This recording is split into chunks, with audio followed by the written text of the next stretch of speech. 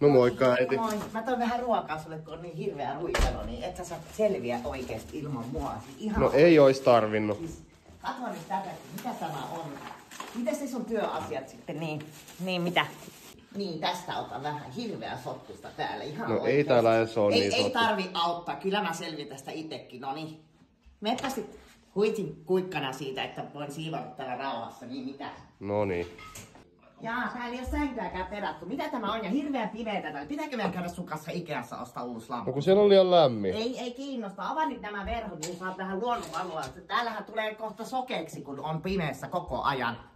Niin, ja tämän pirusilman ohjaimen voi laittaa sitä poitsasta, kun minä olen tästä vähän pyyhkäsemässä. Tästä vain. Ja miten se sun työpaikat, niin? Onko kuulunut? Kun Mervi on sanonut, että hirveästi on työttömiä, senkin poika Matti on nyt työttömänä. No työttömänä tässä. Niin, sitten ei auta kun hakea lisää niitä. Tosi paljon pitää lähettää. No oon yrittänyt. No niin, en usko niin. No niin, pitäähän sitten siistillä kämppä, että tästä ei tule mikään kaatopaikka, niin. Kyllä.